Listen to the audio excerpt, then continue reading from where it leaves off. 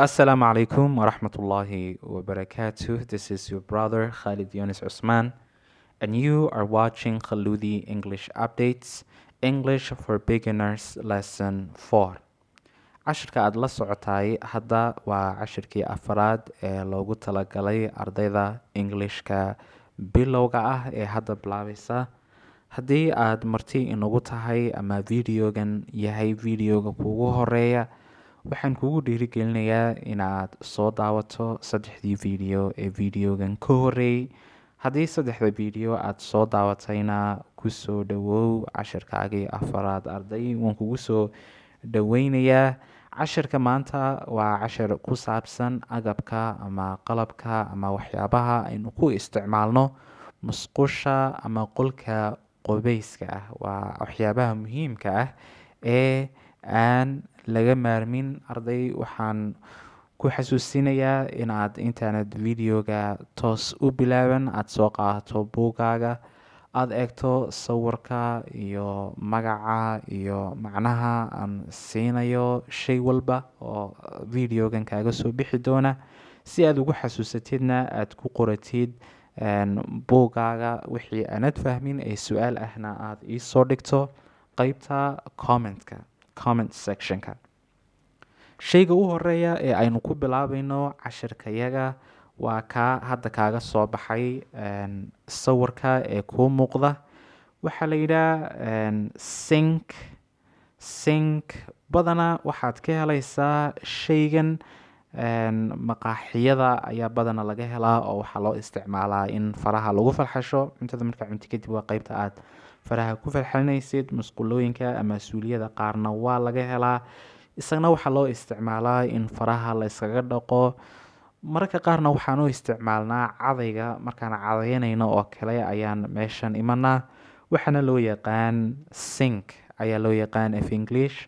Ereygan haddii aad istidhaa macnihiisa af Soomaali aan ku heli maysid. Ereygan af Soomaali ma leh. Soomaalida badankoodna waxay u isticmaashaan isla ereygan sink.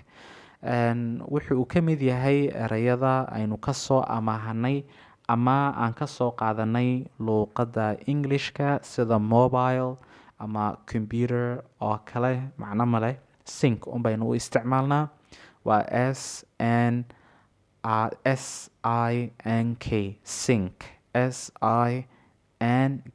Haddii isla ereygan aynu u isticmaalno verb ahaan ama aan u isticmaalno fal ahaan, wuxuu noqonayaa wax quusa oo biyo hoos u gala, ama marka biyo guda u galeen oo hoos u degay, wax quusa oo hoos u degay ayuu noqonayaa sink.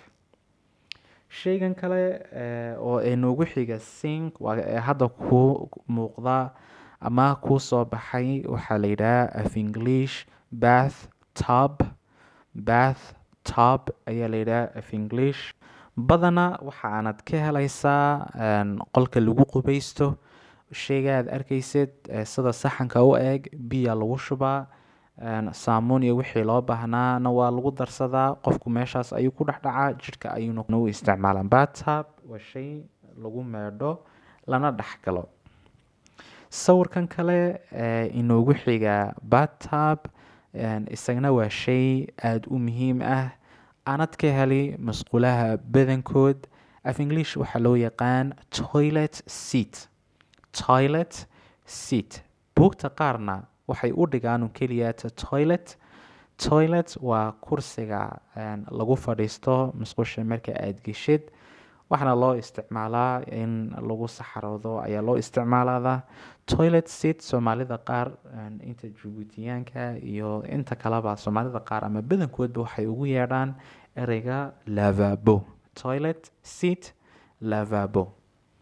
Waxay noogu xigaa toilet seatka. Sawirkan hadda kuu soo baxay waa tub af English.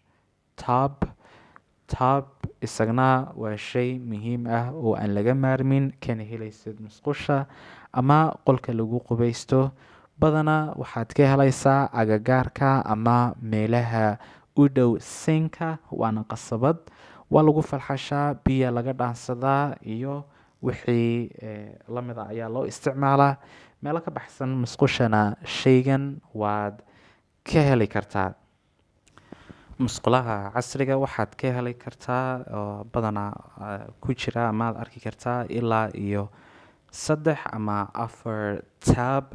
sawirkan cusub ee hadda kuu soo baxayna waa shay isagana muhiim ah, inagu caawiyo inaan markaan jidhka soo meedhano biyaha ama qoyaanka aan iska qallajino. waa shay isagana aada u muhiim ah. af English waxaa loo yaqaan towel. soomaalida qaar af soomaalina waxay ugu yeedhaan ereygan Englishka unbay qalloociyaan oo waxay ugu yeedhaan tuwaal. xagga ay soomaalida qaarna ay ugu yeedhaan shukumaan ama tuwaal, isaga oo midabo kala duwan ayaad ka heli kartaa qolka lagu qubaysto ama musqusha. sawirkan cusub ee hadda kuu soo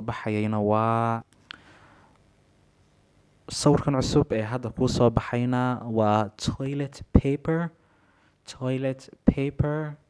waa waraaqad toilet paper, waraaqada musqusha. shaygan inagu soomaali ahaan uma isticmaalno badanaa musqusha, waxaynu u isticmaalnaa soft ahaan ama tissue ahaan ayaynu u isticmaalnaa. laakiin wadamada galbeedka ama inta Englishka ku hadla marka ay najaasta iska meedhayaan ma isticmaalaan biyo sideena, badan waxay isticmaalaan waraaqadan, waxayna ugu yeedhaan toilet paper. shaygan kale ee hadda inoo soo baxay ama aada sawirkiisa arkaysid, isagna waa shay badana laga helo qolka lagu qubaysto, isagna aada u muhiim ah. waxaa loo isticmaalaa in jidhka lagu nadiifiyo. af English waxaa la yidhaha soap. haddii saamuuntu ay tahay mid dareera ah, tusaale ahaan tan lagu meedho weelasha ama suuliyada lagu soo meedho ama talamidka ah, haddii ay tahayna waxaa la yidhaha af English detergent. waa saamuuntan dareeraha ee lagu meedho weelasha iyo wixii la midka ah. saamuuntan kuu muuqatase waa soap.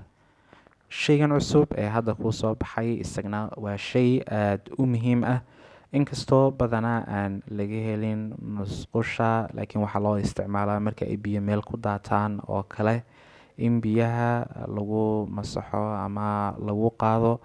magaciisana af English waxaa loo yaqaan sponge. af soomaalina waa isla spongigii un. badanaa soomaalidu waxay u isticmaalaan sponge weelasha iyo alaabaha marka ay meedhayaan.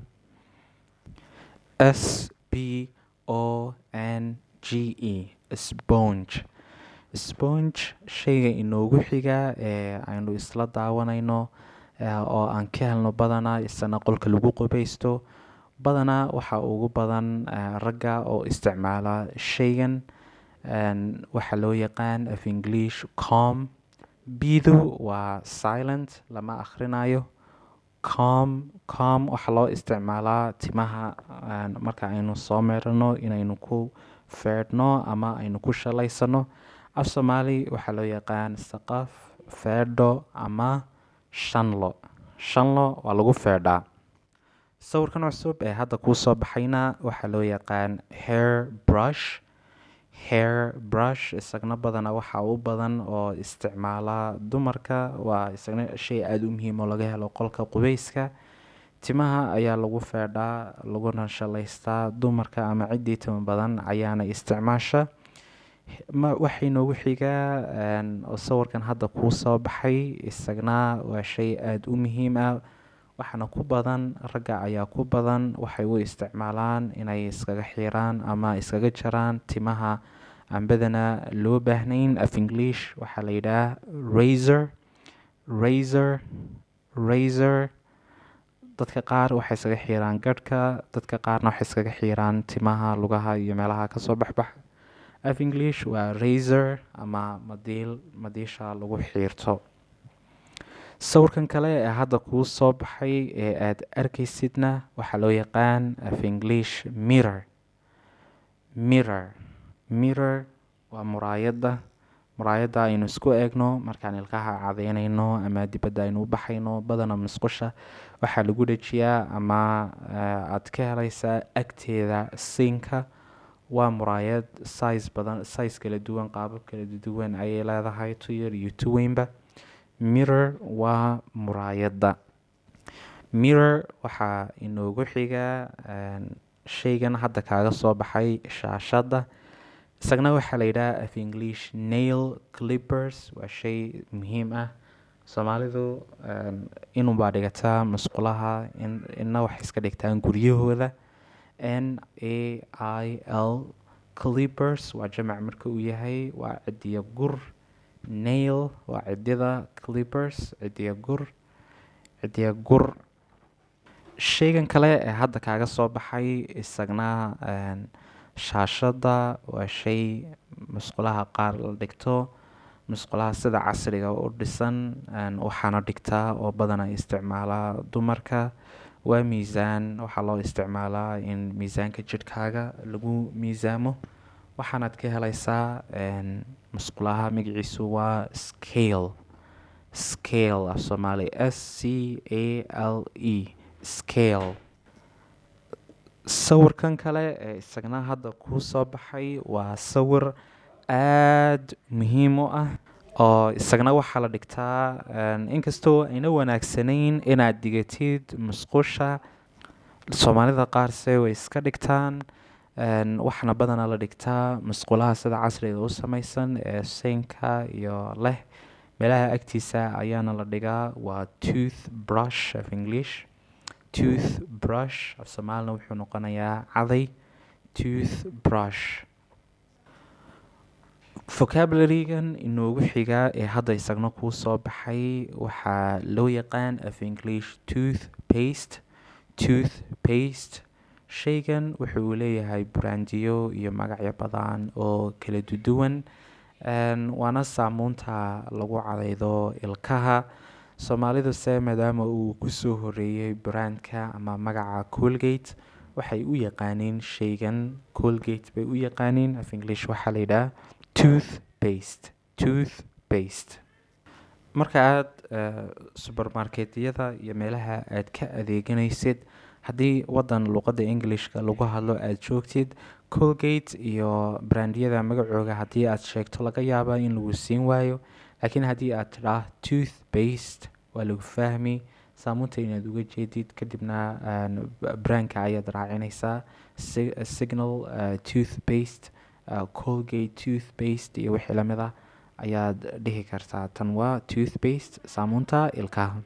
toothpaste waxay noogu xigaa shay kale oo dadka qaar ay musqulaha sida casriga u samaysan ay dhigtaan, inkastoo ayna wanaagsanayn. Soomaalida boqolkiiba 99 ama badankoodna ayna musqusha ayna dhigan. waa perfume. perfume waa cadarka. isagna musqulaha lagu qubaysto meelaha waad ka heli kartaa, inkastoo ayna ku badnayn ama ayna dee Soomaalidu ayna dhigan. dadka aan ahayn muslimiinta way iska dhigtaan musqushooda, ayaanad ka helaysaa. perfume waa cadarka. perfume, cadarka. perfumeka sawirkan ku xiga ee hadda kuu soo baxay af English waxaa loo yaqaan blow dryer. blow dryer. blow dryer waxaa loo isticmaalaa timaha qoyan in lagu engejiyo. dumarka ama dadka timaha badan ayaana badana isticmaala. meelo ka baxsan musqusha ama qolka lagu qubaysto waxaad ka helaysaa raislayaasha ama timajarayaasha oo u isticmaala marka ay qofka u mariyaan madoobeysada si uu horay ugu qalalo. hawo kulul ayuu soo bixiyaa. af Englishna waxaa loo yaqaan blow dryer. blow dryer. blow dryer-na waxay noogu xigaa sawirka hadda kuu soo baxay. waxaa loo yaqaan af English shampoo. shampoo isagana waa shay muhiim aad u ah oo loo isticmaalo marka lagu jiro musqusha. nadaafada, meedhida timaha ay u badan tahay, jidhkana waa loo isticmaalaa. af Soomaali waa shampoo. shampoo waa isku midkii un, isagun baan isticmaalaa Soomaali ahaana. shamboogana waxay noogu xigaa sawirka hadda kuu muuqda.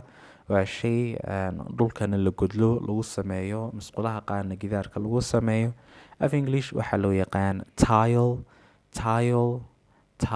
Af Soomaali wuxuu noqonayaa marmar. Suuliyada qaar dhulka ayaa la dhigaa, suuliyada qaar dhulka iyo gidaarka inta biyuhu ku daadanayaanba waa lagu wada dejiyaa. Guryaha qaarna inagu waan u isticmaalnaa. Af English waxaa loo yaqaan tile waa marmarka. Tile waxaa inoogu xiga oo aynu isla eegaynaa sawirka hadda kuu soo baxay. Waa isagana qalab ama shay loo isticmaalo marka ay biyo meel ku daataan in laga masaxo. Af English waxaa loo yaqaan mop. MOP for pen. Mop waa masaxaad, isagna waa shay aad muhiim u ah. Arday, cashirka iyaga maanta intaas ayuu inoogu eegyahay. Insha Allah xiisadaha kan ku xiga ee dambe waxaynu ku dadaali doonaa inaan inii soo diyaarino, iniina soo gudbino cashiro xiiso leh, sawirkiisa iyo macnihiisuna uu la socdo. Haddii aad qabtid su-aal ama waxaanad ka fahmin, waxa aad samayn kartaa qeybta comment sectionka ayaad inoogu soo qori kartaa, amaba videoga ku noqo oo mar labaad daawo. Assalaamu calaykum waraxmatullaahi wabarakaatuh.